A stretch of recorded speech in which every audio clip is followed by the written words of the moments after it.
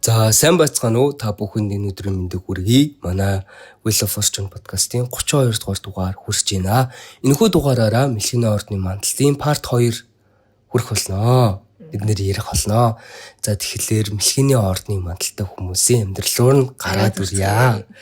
За бага наснаас нь эхлээд ярий. Cancer Rising хүмүүс ер нь хөвчлэн хичимхий дотгошоогоо байдаг багта.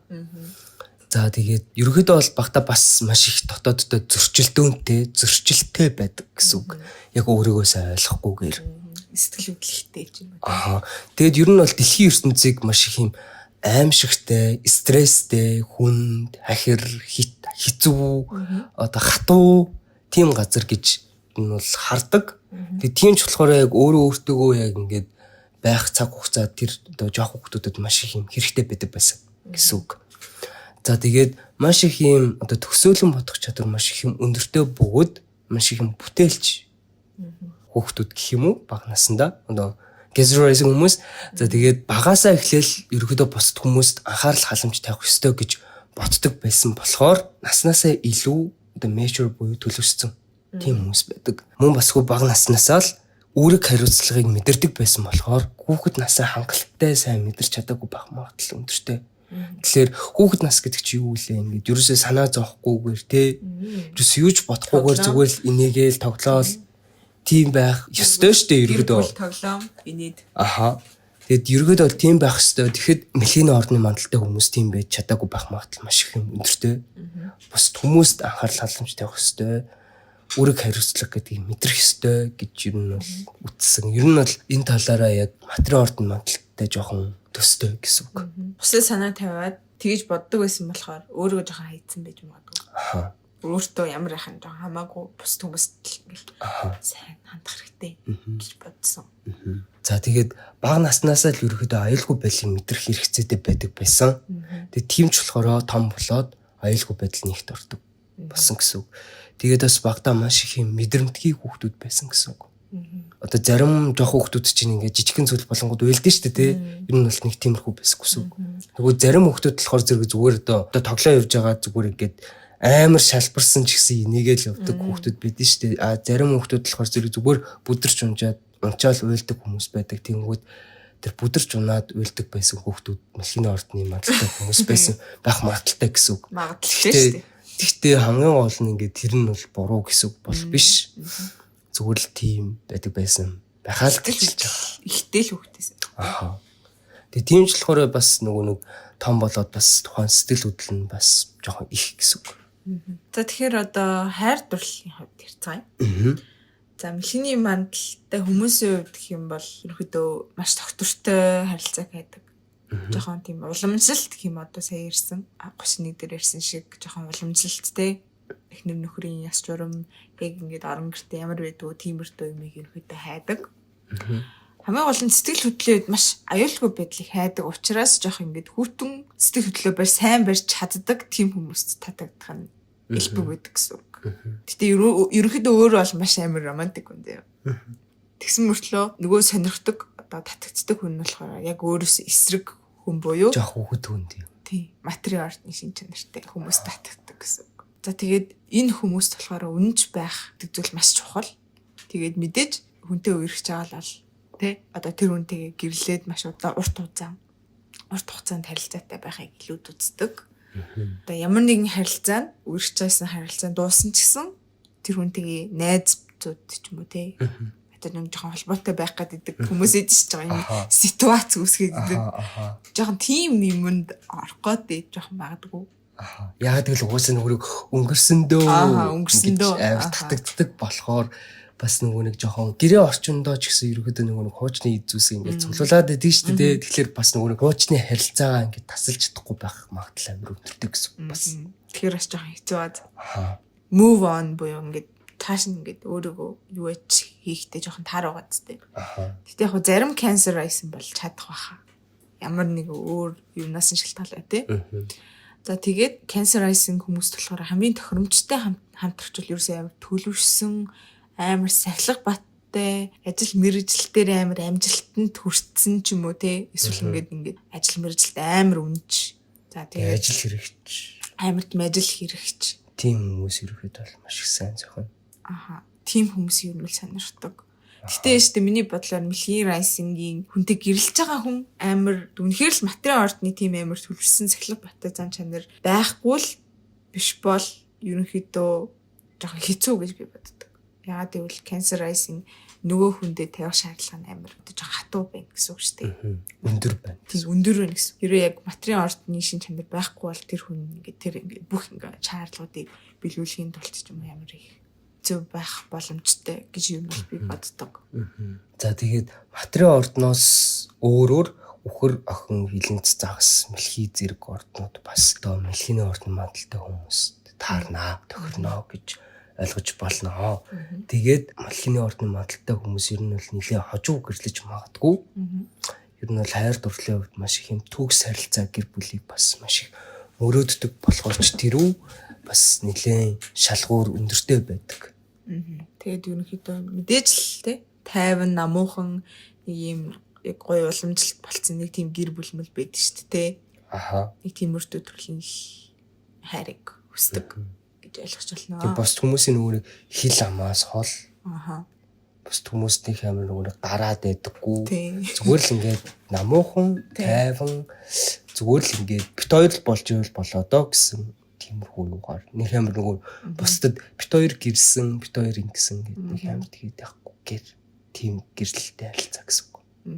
За тэгээд үерхэл дээт гэх юм уу тий одоо болзоо малзаан дээр болохоор ерөнхийдөө амар нухацтай ханддаг. Амар нухацтай хандаал. За энэ харилцаа ингээд ирээдүйд ингээд гэрэлт болж магадгүй гэж боддог ч юм уу тий. Яг тэр харилцаж үерхэж байгаа хүмүүстэй ерөнхийдөө л гэрлэн гэж боддог. Гэрлэн гэж бодож үерхдэг гэдэг үг байж тээ. Тэрний илэрхийлэл гэсэн үг. Тэгээд бас ерөөдөө хайрандаа бас нэлээх сохорч магадгүй хүсэл тэмүүлэлтэй маш их хайрладаг. Ер нь бол хайрын жоохон донтно гэх юм. Их тиймэрхүү. Хайргүй амтарч чадхааргүй болж магадгүй. Хайргүй бол яах юм гэсэн нэг тиймэрхүү л гэсэн үг. За тэгээд мөнгөний хувьд болохоор зэрэг маш их юм өгөөмөр гэр болон хүүхдүүдтэй ялангуяа маш их өгөөмөр ханддаг. Одоо жоох хүүхдүүдэд ингээд одоо саяхан одоо шинэ жил болсон шүү дээ. Одоо шинэ жилээр жоох хүүхдүүдэд маш их бэлэг өгдөг ч юм уу те зүгээр баг Санта Клаус л гэсэн. Хитрахт те. Миний хөө мөнгө аав. Мөнгө ах уу миний хөө. Эсвэл зүгээр годамжинд явж байгаа хүүхдүүдэд хүртэл ингээд бэлэг өгдөг ч юм уу те. Одоо ингээд сайн уусаа энд ингээд хүүхдүүдэд бэлэг өгдөг ч юм уу. Нэг тиймэрхүү хандлагатай. Өгөөмөр. Тэг өгөөмөр. Тэгээд бас жоохон үрлэгэн. Аха. Жоох үрлэгэн тэгээд чамийн юмд те. Тэг чамийн юм жоохон дуртай. Яг ер нь бол тийм тэгэнгүүтээ бас нөгөө нэг санхүүгийн амжилт нь болохоор зэрэг удаан боловч доктортой байдаг. Тэгээд бас бусдад яг хүлээн зөвшөөрөгдөж өөрийгөө үнэлж эхэлдэг. Хүлээн зөвшөөрөгдөх гэсэн ойлголтын хүмүүст маш их чухал байдаг. Хүмүүст эхлээд үнэлэгдчихэд дараа нь өөрийгөө үнэлж эхэлнэ шүү дээ. Тэгэхээр жоохон хэцүү л юм. Тийм. Тэгээд бас яг энэ хүмүүс нь болохоор зэрэг яг хайртай хүндээ санаа зовх нь илүү их байдаг. Нэг өөрөөсөө илүүтэйгээр. Тэгээд бас дотооддоо болохоор зэрэг бусдтай ингэж харилцах хүсэл нууцхан байдаг.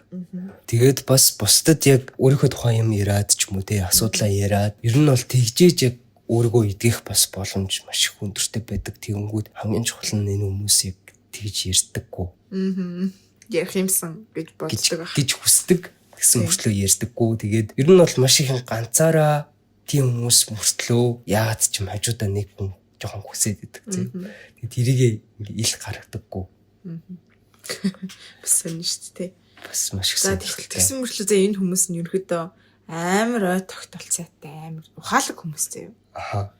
Тэгээд нэг тийм аналитик шүүмжлэл сэтгэлгээ аягүй сайтай хүмүүстэй харилцахдаа жижиг юм дээр ингэж детальчилж ингэж одоо акцент өгч ярилцдаг юм уу?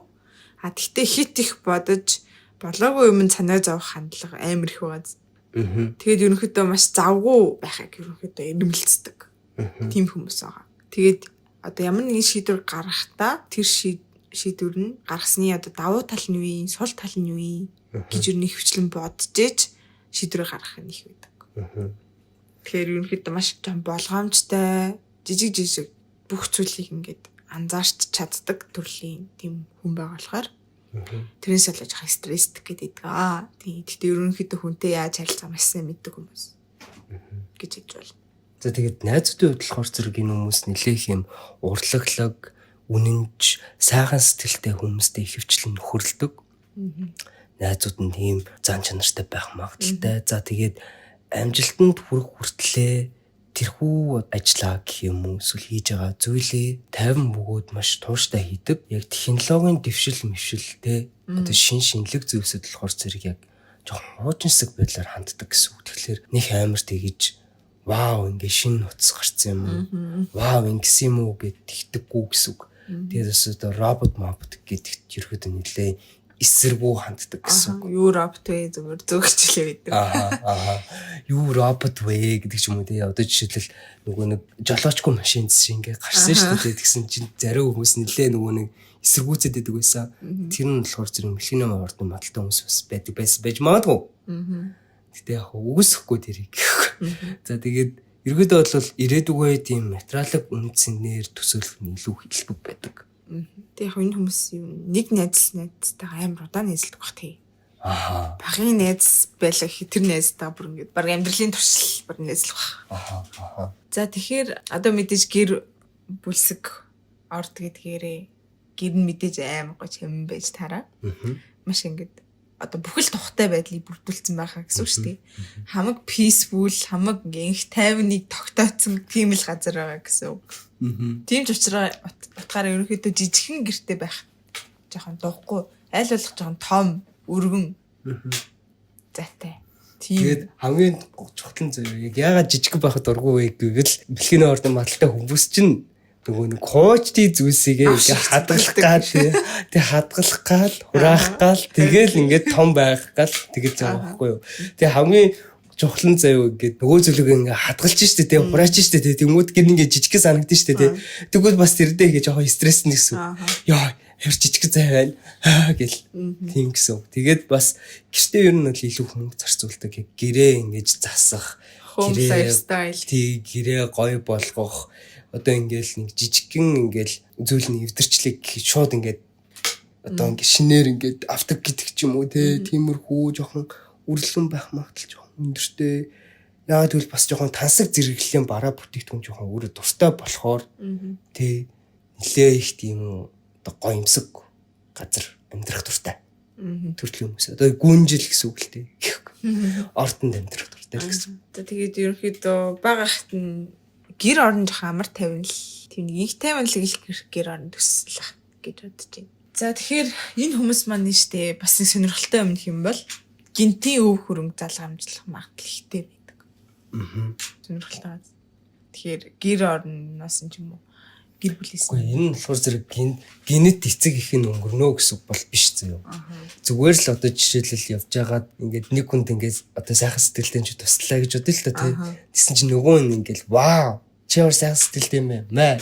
Чи яг миний өв залгамжлах юм байна. Нөгөөт нь ингээд тэр бомт юм биш. Тэгдэг ч юм уу тий. Тэгтийгөрхөө би нэг юм уншижсэн чинь нэг ингээд Испанич лөө нэг хаанах юм бэлээ нэг Европын нэг хүн өөрөө үр хүүхэдгүй бас гэр бүлгүйгээд тэгсэн байхгүй юу. Тэгээ тэр бомт хүн гинэ. Тэнгүүтээ ингээд уцсны нь ингээд бүх ингээ хүмүүсээ уцсны дугаарыг над дээр аваад ир гэснээ рандомоор ингээ хүмүүсийг ингээ сонгох хэвээр. За чи ингээ хэдэн төрөний өв залгамжлал хүртлээ шүү гэж ерөөдөө барагт нэг тиймэрхүү хэлжсэн гэсэн зөө. Тийм тохиолдол гарч исэн зөө. Ерөөдөө нэг тиймэрхүү тохиолдол амар их байдаг штэ. Тэгээд ерөөдөө нэг тиймэрхүү бас магадлал өндөртэй гэсэн энэ хүмүүс нэлээх жоохон тэр тал дээр бас хөрхөн азтай. За тэгээд энэ хүмүүс болохоор ерөнхийдөө бэлгийн сонирхлын хувьд юм уу тэгвэл жоохон энгийн бус байх боломжтой. Энгийн бус гэдэг нь та бүхэн ойлгож байгаа л илүү дээ. Одоо BDSM байна. Одоо жоохон тийм уламжлалт тийм төрлийн харилцаа биш. Тэрнээс илүү сонирхолтой, илүү өрмөц, илүү жоохон гайж гэх юм уу? Тиймэрхүү сонирхолтой. Гайж гэж бас хэлж болохгүй л дээ. Гэхдээ ер нь бол жоохон ингийн бус гэсэн үг. Одоо BDSM. Одоо эсвэл одоо fetish гэдэг нэг ямар одоо юмнууд байдаг шүү дээ, тий. Тэгэхээр нэг тиймхүү гэсэн үг. Тэгээд бас дотн харилцаанд ерөөдөө нэлээд хөндөй болдог. Ялангуяа гэрснийхээ дараа. Тэр нь бас амар сонин. Тийм. Сонирхолтой. За тэгэхээр ажил мэргэжлийн хувьд гэх юм бол өдөр тутмын амьдрал нь юу нэгийн хэв юм байхыг хүсдэггүй. Дандаа адал явдал, сонин содын юм, сонирхолтой амьдралыг нь одоо ажил мэргэжлийг нь сонирхолтой болгочих тийм юмд илүү хүсдэг гэсэн үг. Тэгээд ерөнхийдөө ажил нь нэвчлэн ийш тийшээ явдаг. Ирэх чөлөөтэй. Тийм. Одоо нэвчлэн аялал маялал талбарт гэдэг ч юм тий. Тийм мэргэжил сонгох дуртай. Тэгээд ерөнхийдөө ирэх дураараа хинтж баригдахааргүй дураараа дүүлэн нэс гэдэг шиг тиймэрдүүл ажил хийхийг хүсдэг. Тий. За тэгээд аяллаа хөдлөхөр зэрэг нэлээх одоо далайгаар аялах маш их дуртай. Тэгээд мөн бас хүү амар өндөр хүлээлттэй байдаг. Аялалч тэр ер нь амьдралд маш их юм өндөр хүлээлттэй байдаг. За тэгээд хаанаас гараад байгааг нь мэддэхгүй юм гайхамшигтай гайхалтай санаануудаар ингээд дүүрэн байдаг. Мөн бас хүү ингээд шашинлаг жоон шашин шүртэх магадлал өндөртэй. Тэгээд ер нь бол гадаадаар нэлээх аялах дуртай. Тэгээд бас аялцаж ер нь бол чадна. Аялал ер нь зүгээр. Тэгээд гадаадаар ер нь бол аялал маш их зүгээр яг өөрийнхөө дотоод хүнтэйгээ илүү холбогдох гэдэг ч юм уу те. Тиймэрхүү магадлал амар хүндэртэй. Гэсэн. Энэ хүмүүс маань өөрөө бас айгүй хөрхөн санаачлагтай. Яг нь карьерийн хувьд ихтэй айгүй хөрхөн амбицтай гэх юм уу? Тэнч толдаа тэгээ бас саялсанчлаа амар янз бүрийн гой санаанууд гаргадаг гэсэн шүү дээ. Тэр санаануудынхаа үүднээс ерөнхийдөө хувийн бизнес эрхлэх бүрэн боломжтой хүмүүс байдаг. Тэгээд мэдээж эрх мэдэлт бас хүрэх сонирхолтой. Амбицтай. Тэгтээ бусад хүмүүст жоохон ууртай ч юм уу. Тэгтээ хит бас амбицлаг харагддаг байх боломжтой. Энэ хүмүүсийн нэр хүнд юу нь амар дайжгүй байдаг. Гин нэр хүнд амар хурдан алддаг ч юм уу тий. Тиймэрхүү халамжтай. Тэгээд цэрэг мэрх гэх юм уу тий. Цэрэг цагтаа. Эсвэл нэг бизнесийн юм хүм гэж бизнес өргөжүүлэх тийм зэрэг бизнес эрхлэх эсвэл менежер эсвэл яг удирдах албан тушаал тий. Тийм байх боломж маш их юм өндөртэй. За тэгээд энэ хүрээд манай Мэлхийний орны мандалтны парт 2 ингээд дуусж байна. Энэ хүртэл сонссон бүх хүмүүстээ маш их баярлалаа. Тэгээд дараагийн мандал дээр угаасаа Gemini буюу тий Gemini Memini буюу ихрийн мандалд орд байна. Тэгээд ихрийн мандалд орд маань орох чинь ингээд 3 мандалд орд үлдлээ. Тэгээд бидэнтэй хамт байгаарай. TV8 гэдэг шиг бидэнтэй хамт байсан маш их баярлалаа. Тэгээд баяртай. Баяртай.